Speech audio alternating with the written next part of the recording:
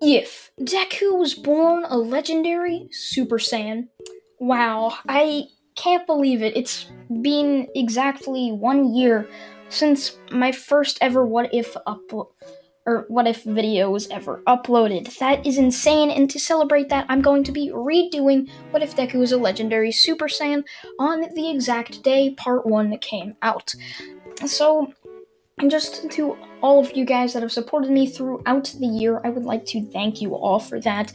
It's been insane to reach 13,000 subscribers, which I never thought I'd even get to 100, which anybody out there wanting to make a What If YouTube channel, I highly suggest you do it if you just want to make What If content for fun and to make others happy, which is what I am doing now.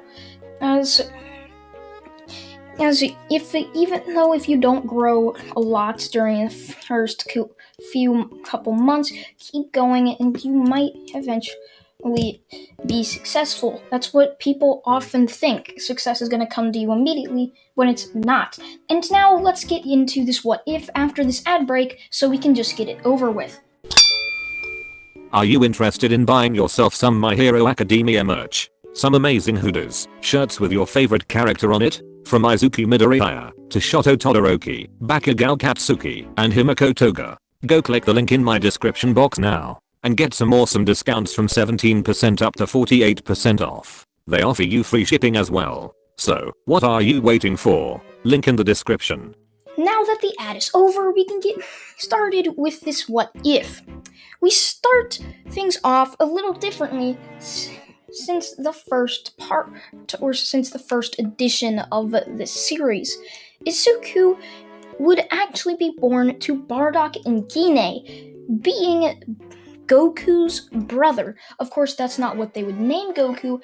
Goku's name would be Kakarot, which, if you guys do end up watching Dragon Ball Z or have watched it, you know Vegeta calls Goku by his real Saiyan name being Kakarot. However, Izuku was born slightly different.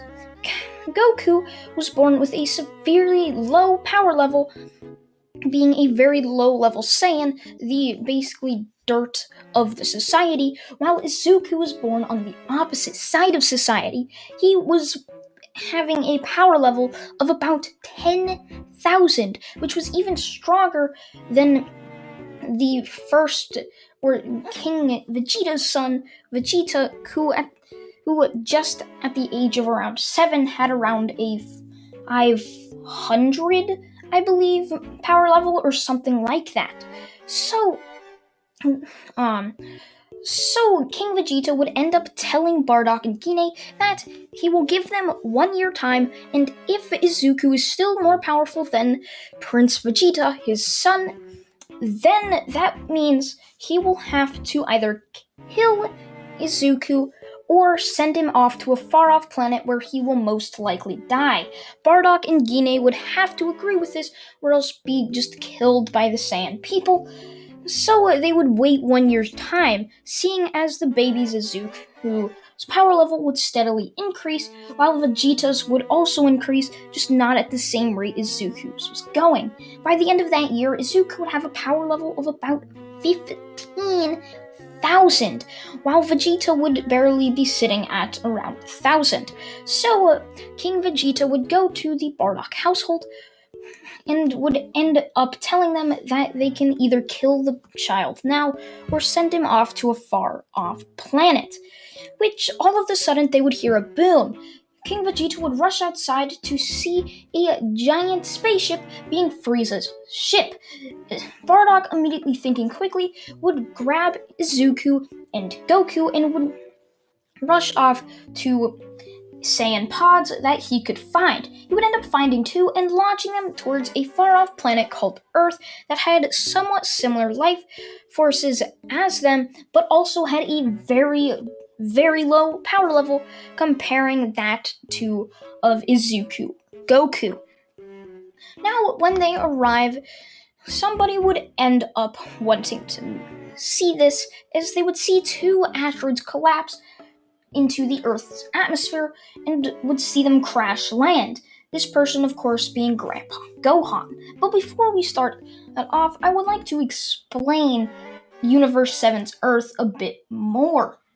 Bulma and all that is still going to be there, but it's not going to be all Capsule Corp and like that. It'll be much like the My Hero Academia universe. It's like Goku crash landing on that, with Izuku also being a legendary Super Saiyan. So I don't want to hear all those comments saying, well, is this just what if Deku and Goku are brothers or something stupid like that? Because it kind of is, but it's mostly focused around Izuku being a legendary Super Saiyan, of course.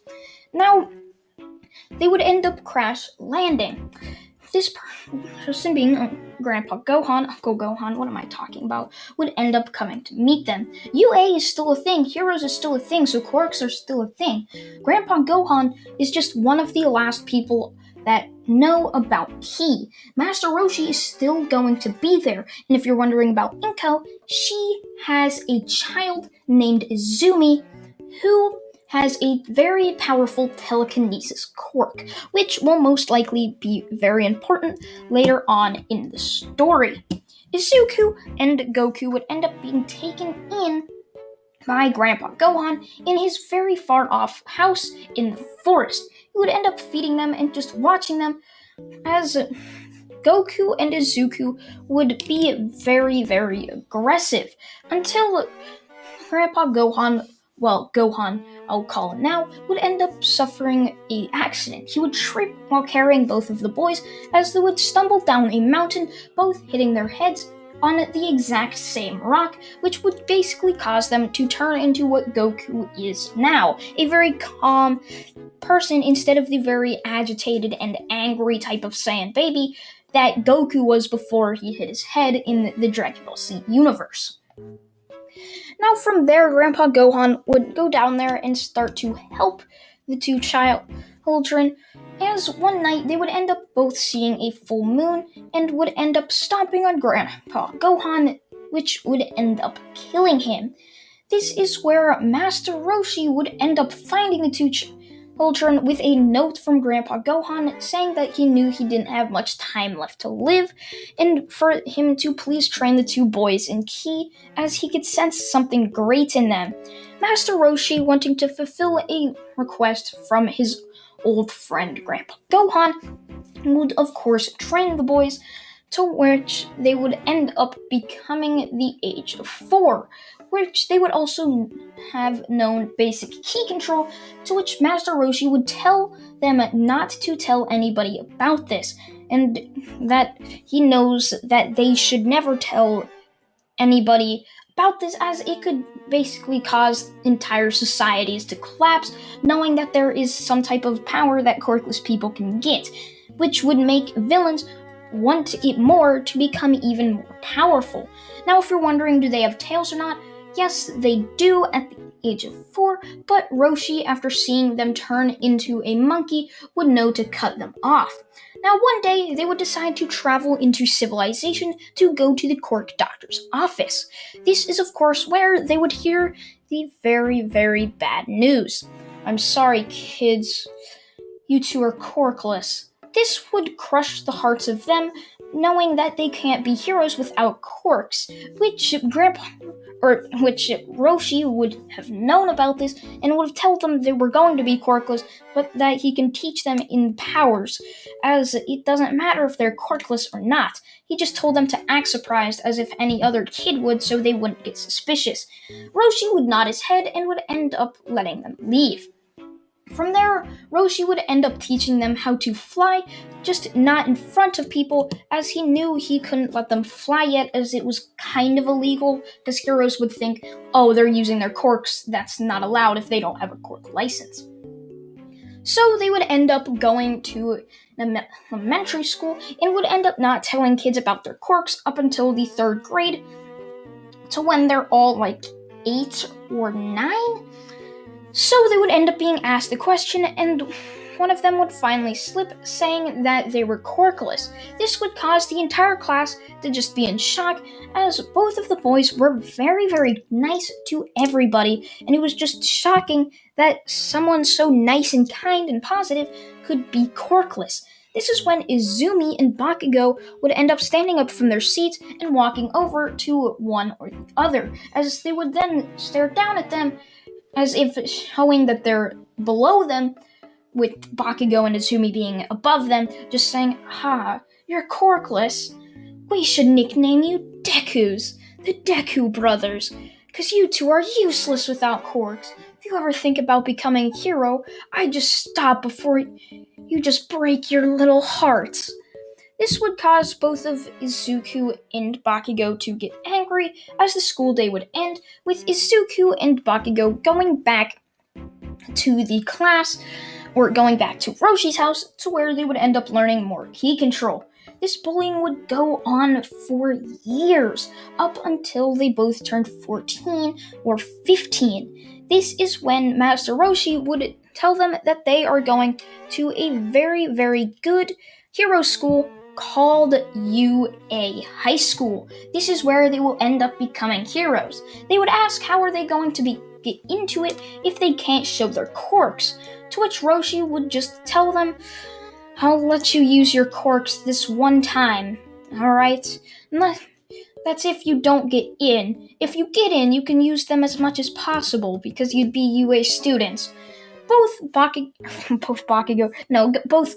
and Izuku would nod their head, knowing that if they don't make it into the school, they'll probably never be able to use their ki powers out in public and show off a little bit, which they kind of wanted to show off their powers. I mean, they've been training for years. They still have some Saiyan pride left in them, even after hitting their head on a huge rock.